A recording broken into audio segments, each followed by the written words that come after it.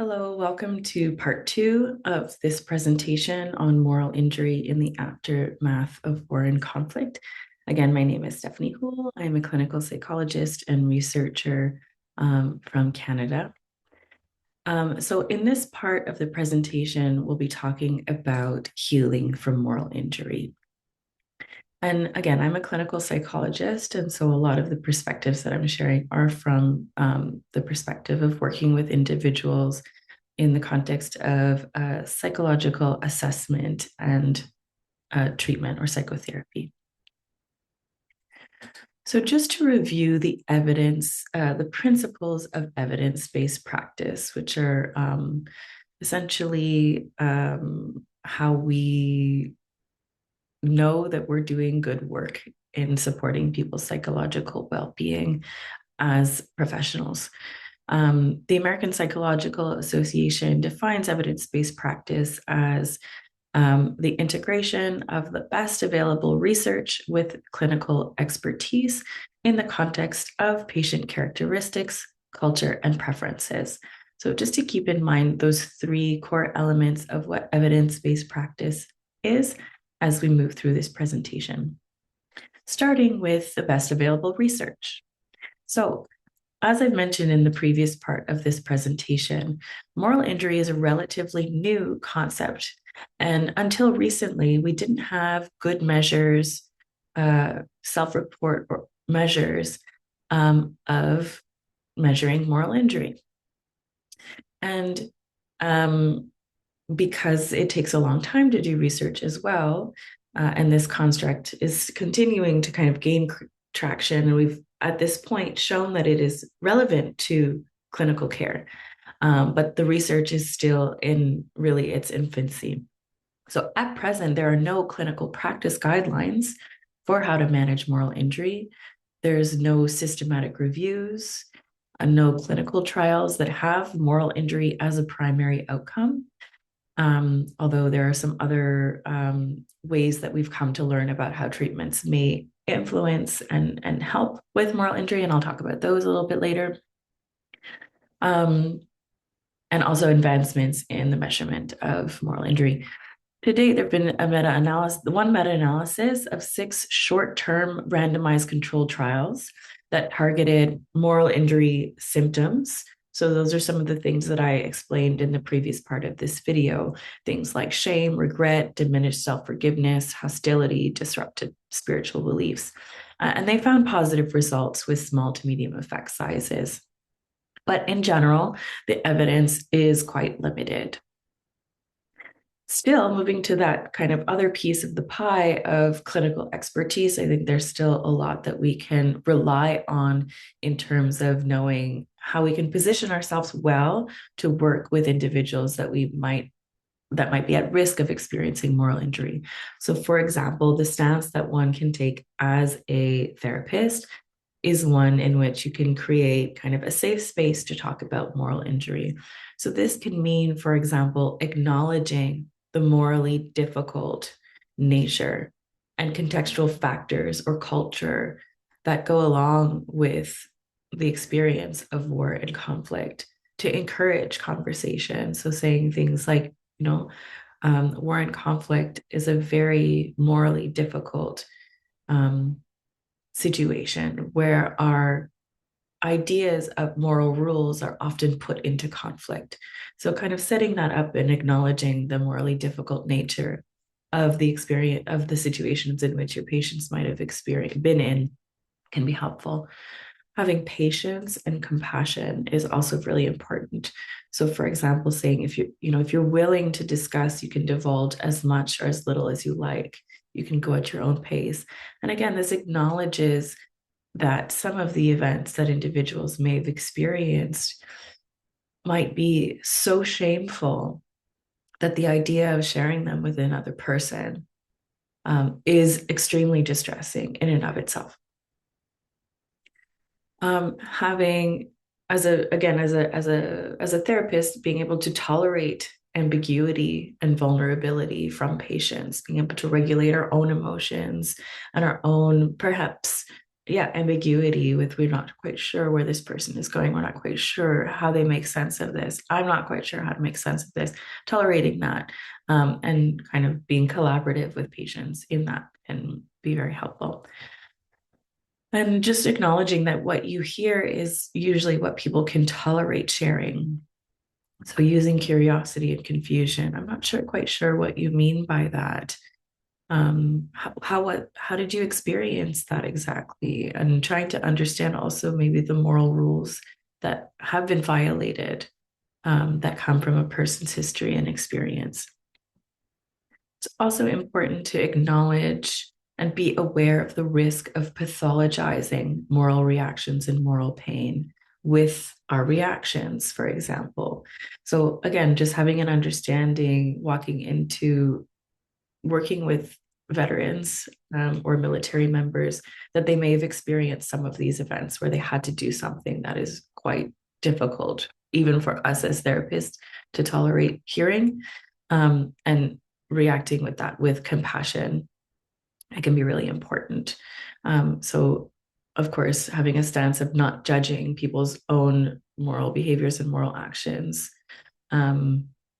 is a good starting place. There, of course, will be situations which are difficult, and we might not have time to get into that in this presentation, where there might actually be a very real need for somebody to take responsibility for an action in a legal context, for example.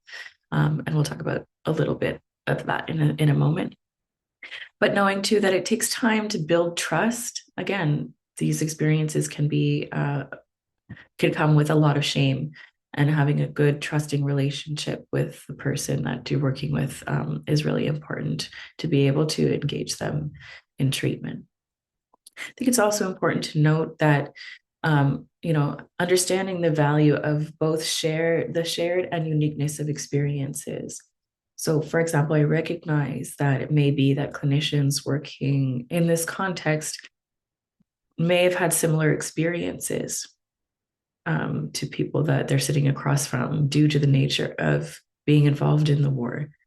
And it's important to allow space for others to make meaning of their experiences, and to allow that process to unfold, and to perhaps not jump in and say, I had the same thing, this happened to me too.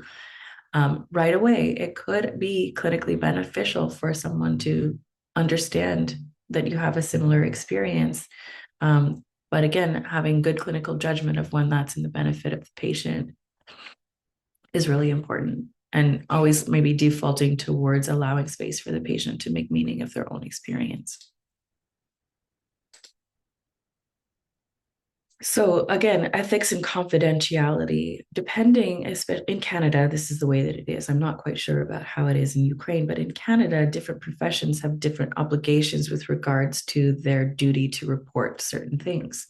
So, for example, if you are in Canada, if you are a mental health professional working within the military structure, and somebody reports an illegal military action to you, if someone reports an illegal military action, then that means that the clinician has to report that to the person's chain of command, for example.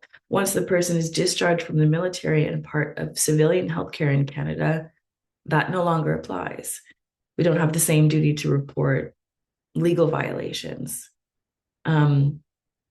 We have to report other violations, or other, or not violations, but other risks. So, for example, of course, the risk of harm to self and other, and any risk of abuse to children, for example. But that those nuances in what your profession requires you to report or not is extremely important to be aware of when working with these people, and to communicate clearly to patients, because people need to understand what the limits of confidentiality are, and where your obligations are as a professional to report what types of experiences. And this is really because it can have important consequences, of course, and also it can impact the therapeutic relationship and the trust that you're building with your patients. We're going into this work having resources and supports available for managing dilemmas that might arrive can be might arise is very important as well. Self-reflection and self-care. So preparing to work with strong emotions, strong sense of shame, strong anger, etc. Preparing for your own strong emotions and reactions that might come up in situations. So having to confront hearing stories of inhumanity and cruelty. This is something that, again, in that experience of moral pain, it's normal to experience reactions to that, and being able to kind of reflect on that and manage that outside of the therapeutic relationship, so that one is providing good care to patients is really important. And this involves reflecting on your own personal, moral, and spiritual values and understanding how that could interact with the patients you're working with. Knowing when to recuse yourself from a case as well could be important. And like I said, seeking support as well, having resources to manage your own sense of moral distress that might come from working with people like this. And again, this is really important for things like avoiding burnout, avoiding the strong impacts of secondary traumatic stress that could come with this work. So in terms of screening and assessment, as I mentioned, proper measurement of moral injury is still really, really new. So despite this being, about 10 or 15 years old as a field of study, we're really just starting to have good measures that we can rely on that are valid to measure moral injury as an outcome. So that expression of moral injury. So we recently did a systematic review of existing scales of moral injury. And what we found is that the moral injury outcome scale is the most psychometrically supported measure to date. So it's the most robust. And it's been validated in military populations in 5 different countries. It's currently available in English and in French. There are 2 subscales to the scale. So though, again, acknowledging those 2 different facets of potentially morally injurious events. So one subscale represents impacts of trust-based violations, and one subscale related to shame-based violations or shame-based outcomes. So far, to my knowledge, there's only one scale that's been translated into the Ukrainian language, and that's the moral injury symptom scale. However, in our recent review, when we evaluated the quality of this scale in relation to others, it showed questionable psychometric properties. So just something to be aware of. It might be the best that's available at the moment in terms of being available in Ukrainian, but psychometrically, it might not be as strong as other scales. And I do know of efforts ongoing right now to translate the moral injury outcome scale into Ukrainian. So hopefully that'll be available soon.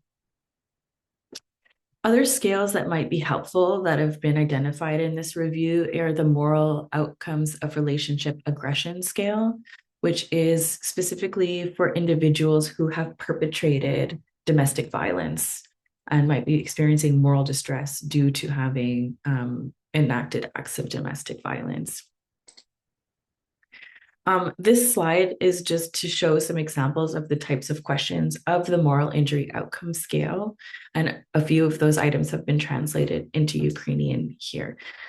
So part 1 of the moral injury outcome scale assesses exposure to potentially morally injurious events. Again, this is important because we understand moral injury to be a stressor-related problem, so reactions to moral stressors. So we first need to identify if a moral stressor, if a person has been exposed to a moral stressor. So there's a part of the scale that does that. So it asks, have you had an experience where you did something or failed to do something that went against your moral code, where you saw someone do something or failed to do something that went against your moral code, or were you directly affected by someone doing something or failing to do something that was against your moral code? So that exposure piece. And then in part 2, if someone answers yes, then you would ask about the impacts of that experience. And this has 14 items. So these are experiences like, I have lost faith in humanity. I'm disgusted by what happened. People would hate me if they really knew me. So items getting at that shame piece. I keep myself from having success, this idea of lack of self-concern.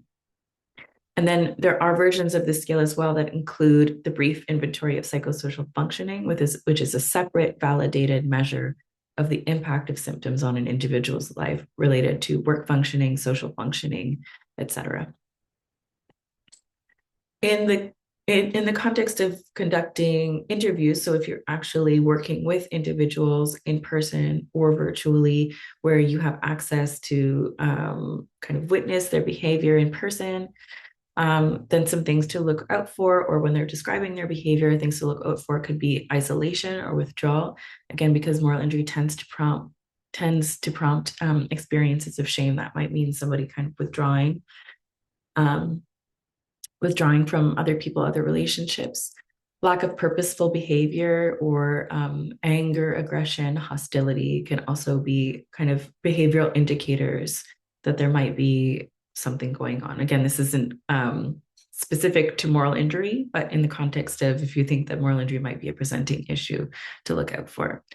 In terms of interview questions, some ways that you can ask about exposure to PMIEs, things like, did you ever experience an event that was a serious challenge to your sense of who you are, to your sense of the world, to your sense of right and wrong? Are you troubled by something that you did or failed to do rather than something that you just survived? So again, that differentiation between kind of PTSD and moral injury. And then assessing for the impacts of those experiences. Has your sense of trust changed? Your sense of meaning of what's important to life, in life, your connection to others. These can be questions that can help you get at those experiences. So in terms of treatments and protocols for dealing with moral injury, again, this is also something that's in its infancy. And so what has been written about by clinical experts to date are a number of things. The first is how to adapt PTSD treatments to account for moral injury. So again, these are not the same problem, but it's possible that someone who experienced a traumatic event and who's experiencing clinical level PTSD would also be experiencing something like moral injury as part of the event and as part of their presentation of PTSD. And so there are clinician experts who have written about how to adapt evidence-based PTSD treatments for working with moral injury. So these are treatments like prolonged exposure, cognitive processing therapy. There's also some guidance on how to work in a spiritually integrated way with cognitive processing therapy, cognitive therapy for PTSD. So these are existing evidence-based treatments for PTSD specifically that can be potentially adapted in working with moral injury. And so working, in the context of other trauma treatments, again, recognizing that moral injury does not just occur in the context of PTSD, but can occur in the context of other presenting problems. Other treatments that have some evidence are trauma-informed guilt reduction therapy, which is for individuals who have experienced a traumatic event, although the person doesn't have to meet criteria for PTSD. They just have to be experiencing some level of guilt that is impairing their functioning in relation to a trauma. So this is one that is also being talked about as being potentially beneficial for working with moral injury, especially when there is a sense of guilt. That is an important part of the presentation. Impact of killing in war is another adjunct treatment, usually in the context of PTSD treatment. I believe it's a succession kind of add-on, which focuses specifically on processing related to killing in war and conflict. And some of the experiences that this treatment touches on do overlap substantially with what we understand as being moral injury. This research is really, really new, but there are emerging moral injury focused treatments that are starting to come out. Individual level treatments are ones, the one that's being, I guess, the most researched to date is adaptive disclosure, which is an integrative therapy that takes elements of cognitive behavioral therapy, gestalt therapy, narrative therapy, to work specifically with individuals experiencing moral injury and or traumatic loss in the context of war and conflict. There's been some research into using acceptance and commitment therapy for moral injury in a group context. There are other groups that have also been written about building spiritual strength, moral engagement group, which is run by a chaplain and a psychologist and works in somewhat of a religious context. Reclaiming experience and loss, process-focused relational moral injury group, which is currently being studied. Acceptance and forgiveness therapy, men's military sexual trauma group. So these are all of this to say is that this work is ongoing, and we are likely to have additional evidence for well-supported interventions for moral injury in the near future. But given the novelty of this area of study, I wanted to kind of talk about the principles of these treatments. So what are kind of the cross-cutting principles of these approaches to supporting people with moral injury? So one of the principles that kind of cuts across some of these treatments is one of acceptance. So accepting the reality of past moral wrongs, accepting that something that I deem to be morally wrong, it did happen. Again, this idea of kind of rumination, going back and forth, trying to kind of undo and change the experience in one's mind is a part of the presentation of a person's distress. And so acceptance can be something to move towards to soothe those types of symptoms. And acceptance of moral pain. Again, acknowledging that moral pain is a normative reaction to situations that violate our moral values. And accepting that is part of integrating the experience rather than fighting against it. Forgiveness of oneself, if appropriate, forgiveness of others. Again, this is where things can get a little bit tricky because clinicians have to work with patients to try to understand in what situations forgiveness might be warranted, or if there is a real righteous betrayal or real righteous wrong that was committed, and whether forgiveness for that individual, again, in that context of individual event, in the context of the individual, in the context of society, in context of their spiritual and potentially religious beliefs, if it makes sense for that person. So there's some clinical judgment that's required here as well. Meaning making as being an important part of moral healing. So being able to flexibly consider moral rules in favor of underlying values, again, acknowledging that the nature of war and conflict by its nature, puts into conflict different moral rules than we would have in society. Do not kill is something that is that you experience differently when you're in a war context versus when you're not. And so acknowledging that people can hold within them different sets of moral rules at once, and that contexts sometimes demand enacting different rules. And that can be healing, that acknowledgement.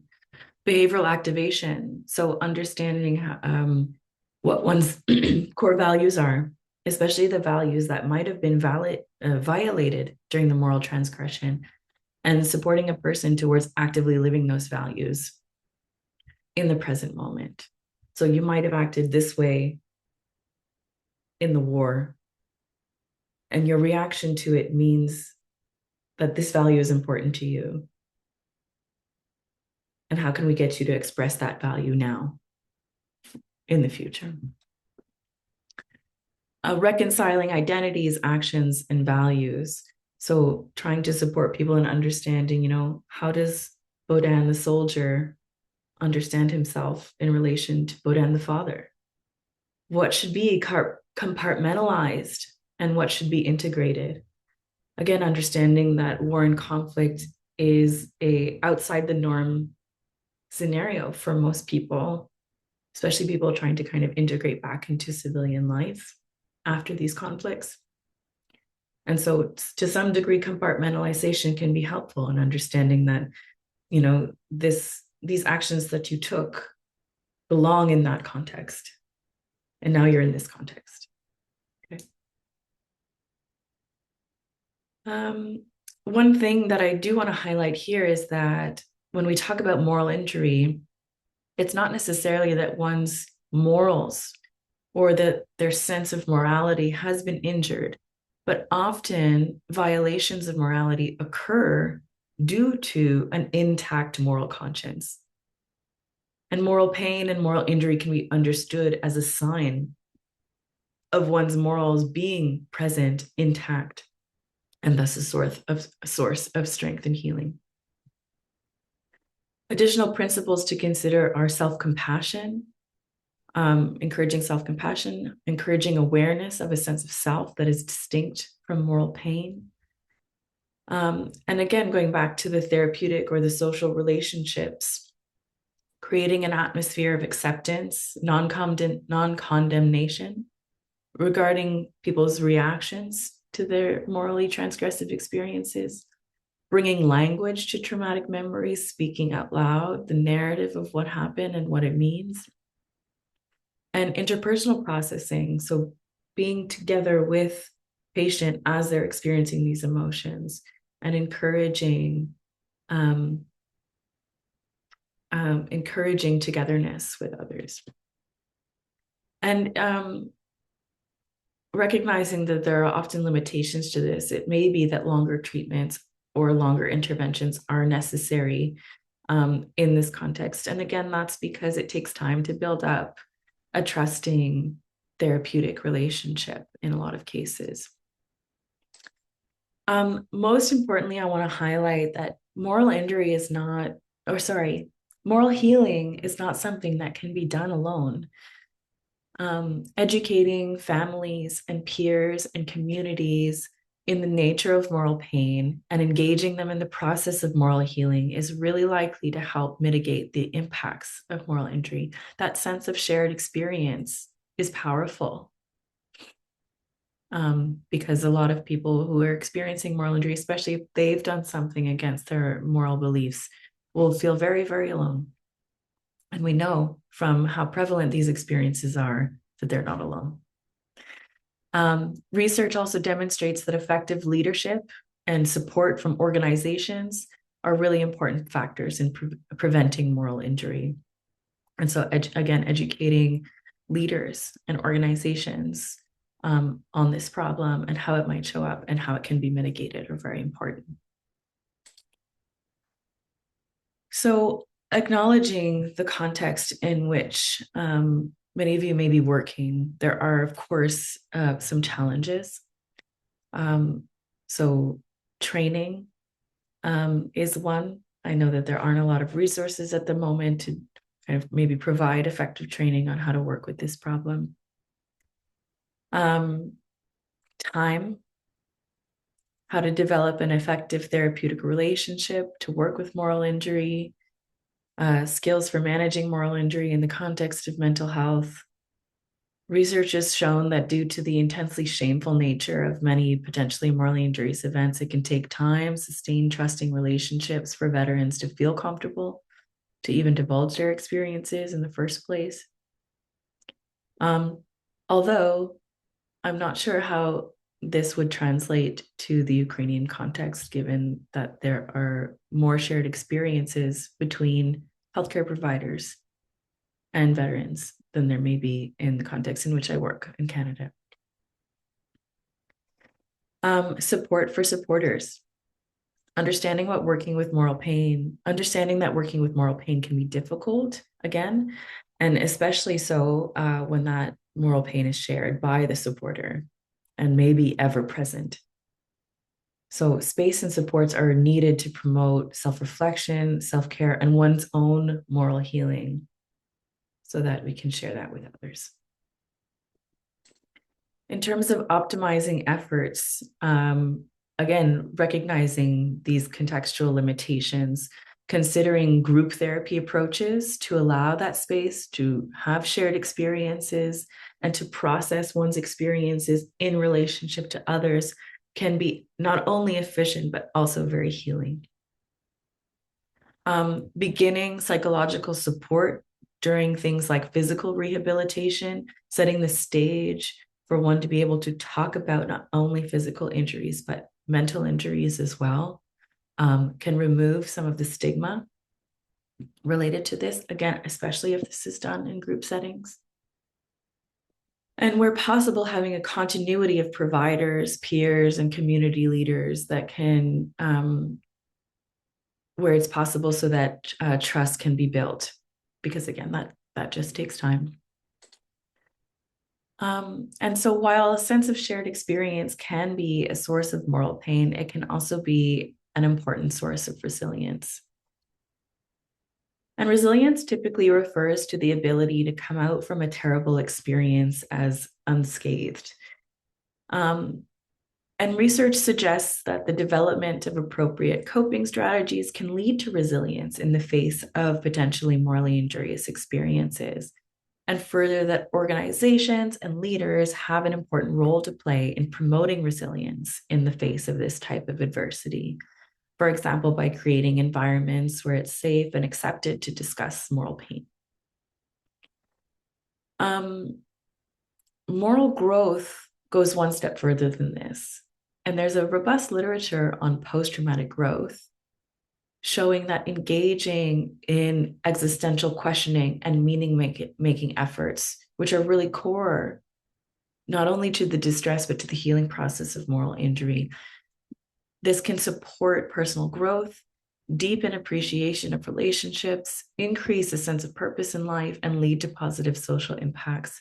And so we need to be as aware of these potential positive impacts of these experiences, of what it means to integrate and heal from these experiences, because they could have a real beneficial impact, not just on the individual, but on the actions that they may choose to take in society as well. So it's important to know and to appreciate that moral courage and moral growth amidst tragic circumstances are indeed possible. So with that, I'll end the presentation. Thank you very much for following through with me on this topic. If you do have any questions, please feel free to contact me at my email address here. And most of the references, as well as the artwork that are presented in the presentation, which are all by Ukrainian artists or about the war in Ukraine, can be found at the QR code here. Thank you. Take care and good luck.